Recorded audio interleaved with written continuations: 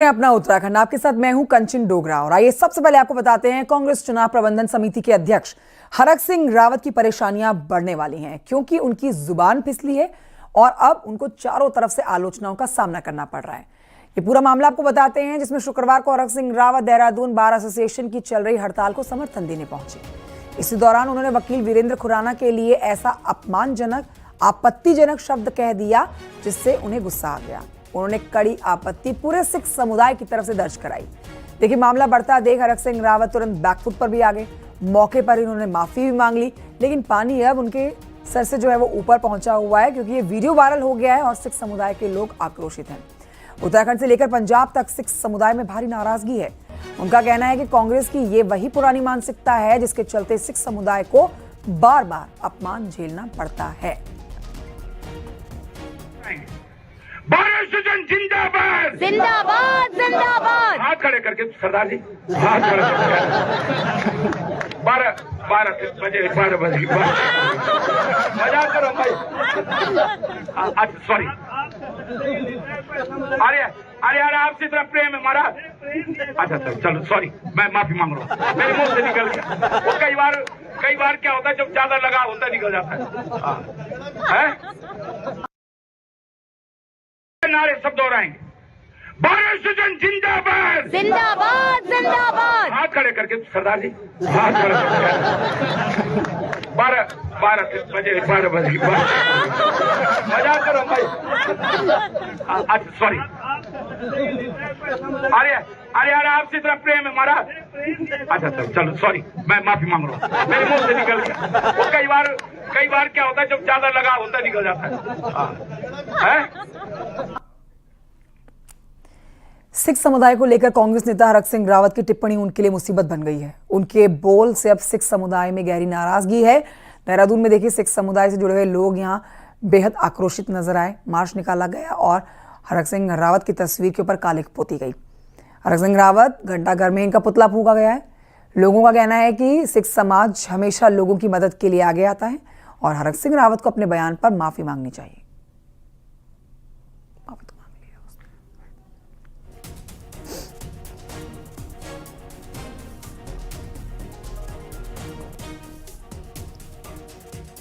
खराब इंसान है, शर्म आनी चाहिए उनको अपने ऊपर। और अगर उन्होंने आज के बाद दोबारा ये हरकत करी तो इससे बड़े प्रोटेस्ट होंगे। वहीं आपको बताएं कि बयान पर चढ़ते विवाद के बीच में हरक सिंह ने सफाई दी है। हरक सिंह रावत ने कहा है कि सिख समुदाय को गलत तरीके से भड़काया जा रहा है। हरक सिंह का कहना है कि सिखों के लिए 12 बजे का पराक्रम का समय इसलिए कहा गया क्योंकि इतिहास में जब मुस्लिम शासकों ने अत्याचार किया उस समय सिखों ने आधी रात 12 बजे हमले करके हिंदू महिलाओं को बचाया। हरक सिंह ने कहा है कि उनके बयान से सिख समुदाय को जोड़कर अनावश्यक विवाद खड़ा किया जा रहा है। तो मैंने ऐसे कुछ बोला ही नहीं। खुराना मेरा बहुत परिचित है और हमारा कांग्रेस का जो वकील है उसके साथ मेरी मजाक होती रहती है और मैंने ऐसा कुछ बोला नहीं।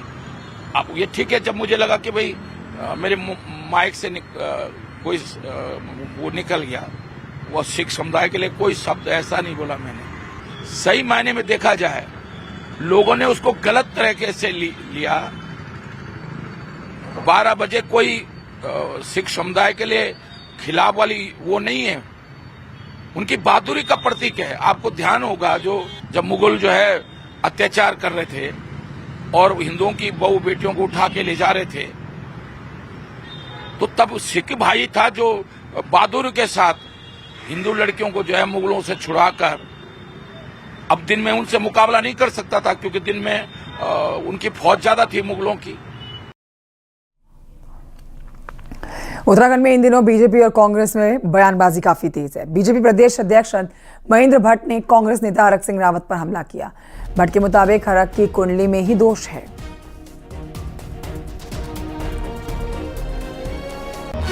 हरक सिंह रावत जी औरों के हाथ तो देख रहे हैं, लेकिन कभी उन्होंने अपनी कुंडली नहीं जुड़ाई। उनकी कुंडली में नाड़ी खड़ाष्टक लगा हुआ है, इसलिए किसी भी दल में वो रह नहीं पाते हैं। कभी बसपा में जाते हैं, कभी सपा में जाते हैं, तो सपा में जन्मपत्री नहीं जुड़ती, बसपा में जन्मपत्री नहीं जुड़ती, बीजेपी में जुड़ी ही नहीं। इसलिए पार्टी भी से बाहर हो गए और कांग्रेस में भी उनकी जन्मपति जुड़ने वाली नहीं है। मुख्यमंत्री पुष्कर सिंह धामी अपने 2 दिन के दौरे पर बागेश्वर पहुंच चुके हैं। गरुड़ ब्लॉक के मेला डुंगरी हेलीपैड पर सीएम धामी का बीजेपी कार्यकर्ताओं ने स्वागत किया है। सीएम धामी ने बीजेपी कार्यकर्ताओं के साथ संवाद किया है और संगठन की मजबूती को लेकर बात की है। सीएम धामी बागेश्वर में कई कार्यक्रमों में शिरकत करने जा रहे हैं।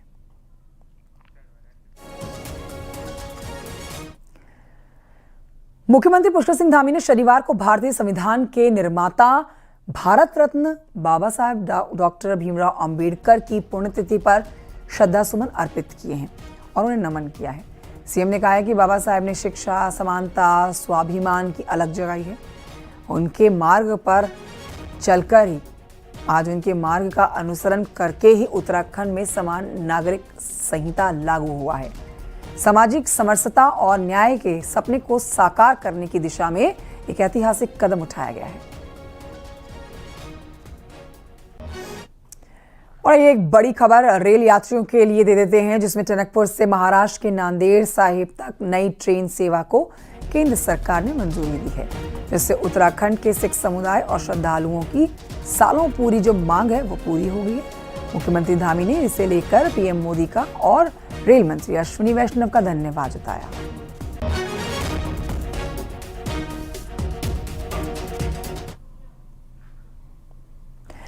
खबर देहरादून से अगली, जहां पर संविदा और तदर्थ रूप से नियुक्ति कर्मचारियों के लिए बड़ी खबर है। जो यहां पर कर्मचारी है उनके लिए बड़ी खबर ये इसलिए है क्योंकि 10 साल की सेवा पूरी कर चुके कर्मचारी नियमित होंगे। धामी सरकार का एक बड़ा फैसला है। आदेश जारी कर दिया गया है। 4 दिसंबर 2018 तक 10 साल की सेवा पूरी कर चुके कर्मचारियों पर यह फैसला लागू होगा।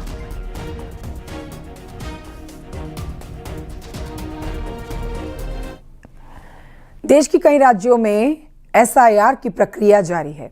उत्तराखंड में भी प्री एसआईआर शुरू हो चुका है, जो 31 दिसंबर तक होगा। क्या है ये प्री एसआईआर, देखिए रिपोर्ट।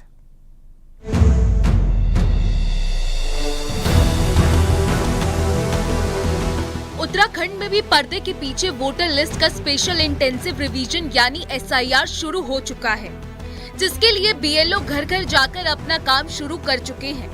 इस दौरान 2003 में हुए एसआईआर को बेस बनाकर 2025 की वोटर लिस्ट की तुलना होगी। इस दौरान जिन लोगों के नाम 2003 में है और 2025 में है, तो ऐसे लोगों को अपने माता पिता या दादा दादी की 2003 की स्थिति साफ करनी होगी। हालांकि इस एसआईआर के बीच सबसे ज्यादा टेंशन उन पतियों की बढ़ी हुई है जिनकी शादी 2003 के बाद हुई है, क्योंकि उन्हें पत्नी के माता पिता के कुछ दस्तावेज मंगाने होंगे। एसआईआर जैसी आए एक नई चीज जनता में बीच में आ गई। लोग कंफ्यूजन में है, मैं भी कंफ्यूजन में हूँ। 2009 में मेरी शादी हुई है।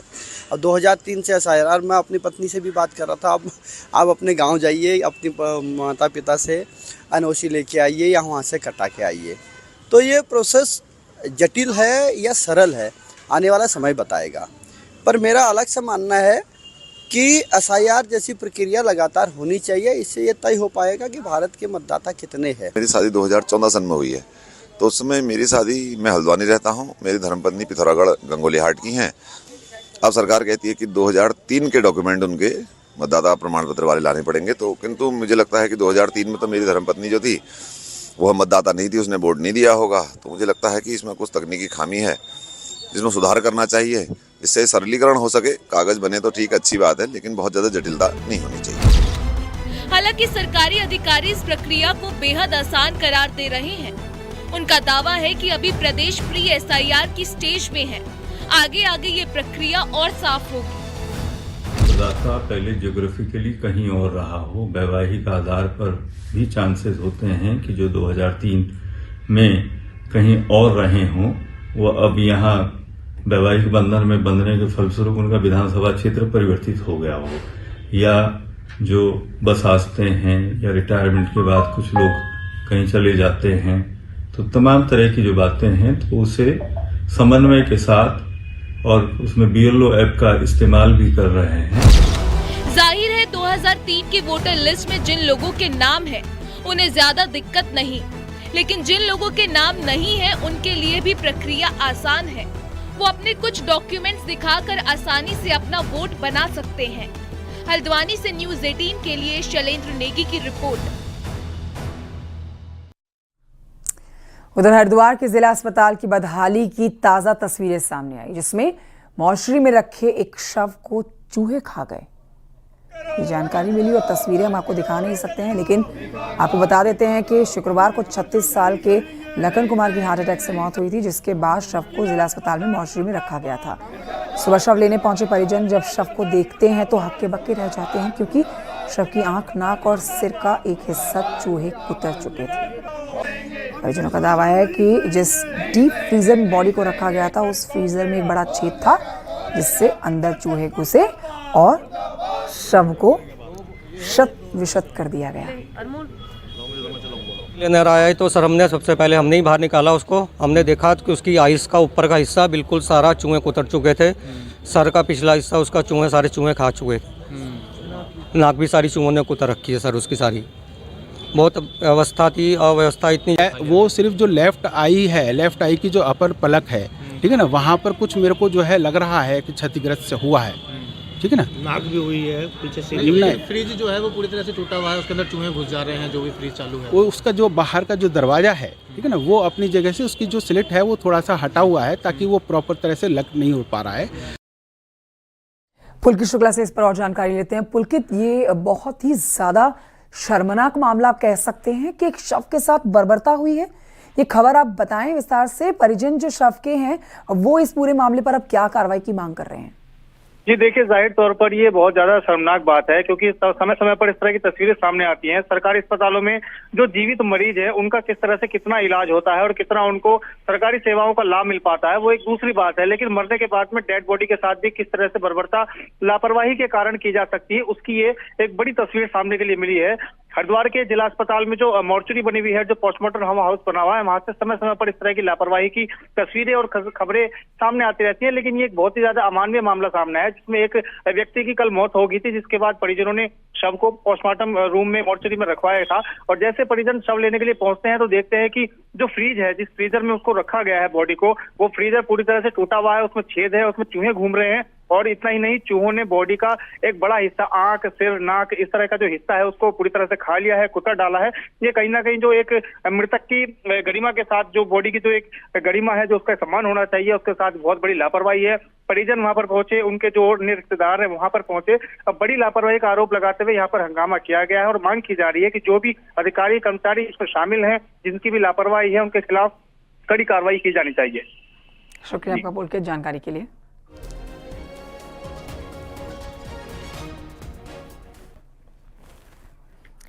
देहरादून से अगली खबर है, जहां पर मौसम विज्ञान केंद्र ने 2 दिन से अब सर्दी बढ़ जाने का पूर्वानुमान दे दिया है। अब 2 दिन यानी कि आगामी 2 दिन 7 और 8 तारीख को कई इलाकों में बारिश होगी, कई इलाकों में ओलावृष्टि के साथ बारिश होगी, तो कई ऊपरी इलाकों में बर्फबारी होने का अनुमान मौसम विभाग केंद्र की तरफ से दिया गया है।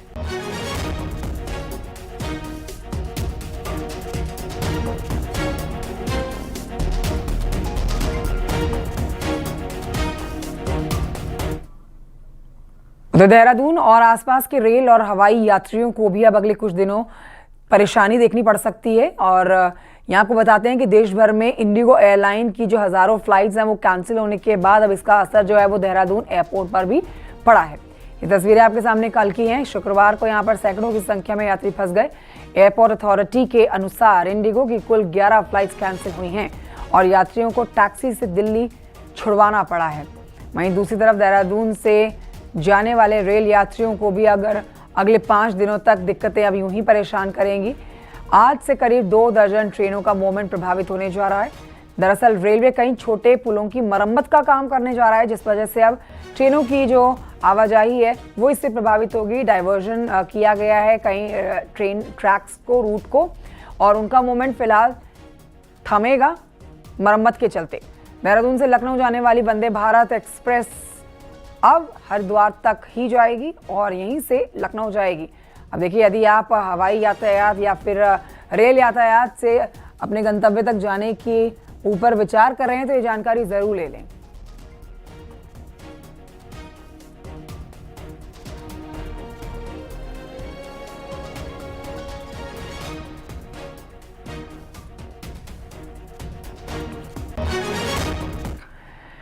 जोशीमठ में भू धसाव का खतरा अभी थमा नहीं है कि एक बार फिर वहां पर बेतहाशा निर्माण कार्य शुरू हो गया, जिसे स्थानीय लोग तबाही को न्योता देने वाला कदम मान रहे हैं। रिपोर्ट देखिए।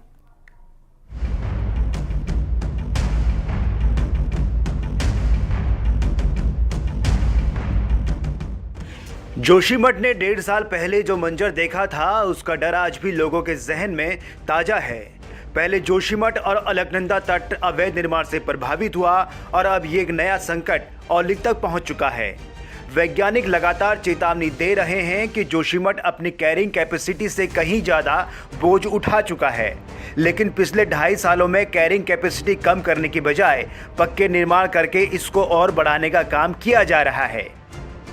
लगातार निर्माण कार्य हो ही रहे हैं, बिना किसी रोक टोक के हो रहे हैं, और हद तो तब हो गई जब जोशीमठ के शीर्ष पर औली में भी, औली और आसपास के क्षेत्र में भी पक्के निर्माण हो रहे हैं। ये भविष्य के लिए बहुत चिंतनीय है, इस पर विचार किए जाने की जरूरत है। जिन लोगों के भवन टूटे, उन लोगों को आज भी कच्चा अपना भवन बनाने की अनुमति नहीं दे रहे हैं, और दूसरी ओर जो बड़े बड़े राजसूबदार लोग हैं, कईयों के बड़े बड़े व्यावसायिक प्रतिष्ठान लोगों ने रातों रात खड़े कर दिए, उसके लिए प्रशासन आंख बंद करके बैठा हुआ है। बद्रीनाथ धाम, औली और जोशीमठ में निर्माण के लिए प्रशासन की परमिशन लेना जरूरी है, लेकिन बावजूद इसके प्राधिकरण और प्रशासन की आंखों के सामने ही इलाके में अवैध निर्माण हो रहा है। वहीं प्रशासन का कहना है कि जांच के बाद गड़बड़ी मिलने पर कार्रवाई की जाएगी। औली क्षेत्र प्राधिकरण के अंतर्गत है, वहाँ लगातार हमारे जेई और एक्सीएन और एई के द्वारा विजिट किया जा रहा है, और कोई भी निर्माण पाए जाने पर उसका चालान की एक्टिविटी की जा रही है। जोशीमठ अभी प्राधिकरण क्षेत्र से बाहर है, परंतु वहाँ पर आई रिसेंट आपदा के उपरांत कोई भी निर्माण कार्य पर प्रतिबंध है, और इसके लिए नगर पालिका और एसडीएम दोनों को निर्देशित किया गया है कि यदि वहाँ कोई निर्माण कार्य बिना पूर्व अनुमति के चल रहा है तो उस पर तत्काल कार्रवाई करें। वैज्ञानिकों की सलाह के बिना कोई भी निर्माण करना बड़े खतरे को दावत देने के बराबर है, और अगर इसी तरह अवैध पक्के निर्माण जारी रहे तो 2023 जैसी आपदा फिर लौट सकती है। चमोली से न्यूज़ 18 के लिए नितिन सेमवाल की रिपोर्ट।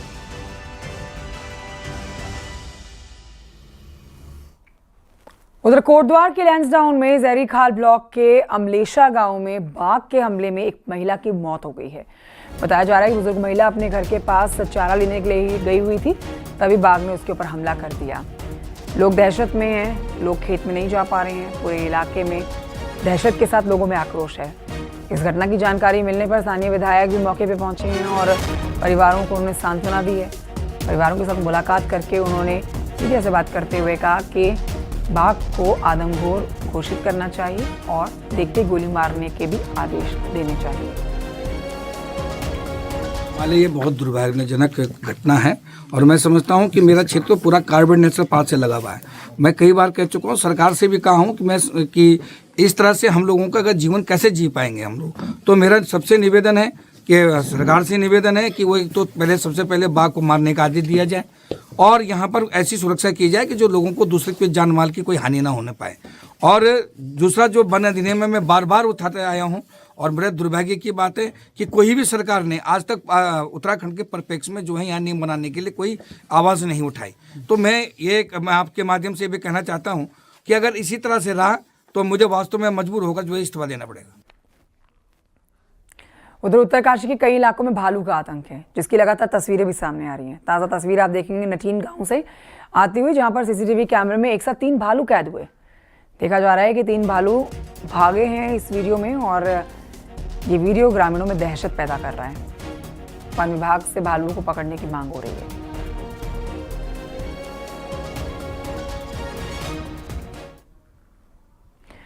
वन्य जीवों में सिर्फ गुलदार का ही नहीं बल्कि भालू के हमले का भी खतरा बढ़ गया है। लिहाजा अब शिक्षा विभाग की तरफ से एक और बड़ा फैसला लिया गया है। शिक्षा विभाग वन्यजीव हमले से प्रभावित स्कूलों में एस्कॉर्ट की व्यवस्था करेगी। शिक्षा व्यवस्था ने इसके लिए वन विभाग से कहा था, जिसके बाद दूरस्थ इलाकों के बच्चों को ये सुविधा मिलेगी। इसका खर्च शिक्षा विभाग उठाएगा।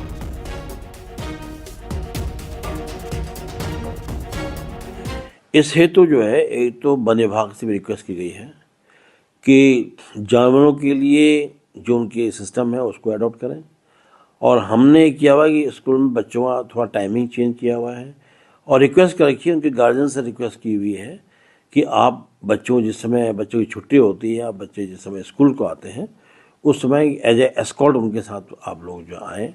और सरकार यही प्रयास सरकार ने किया है बीच में कि जो बच्चे दूर दराज से आते हैं उनके लिए भी एस्कॉर्ट की व्यवस्था हमारी उत्तराखंड गवर्नमेंट ने भी की हुई है और भारत सरकार से जो फंड आता है उसमें भी इसकी व्यवस्था की गई है।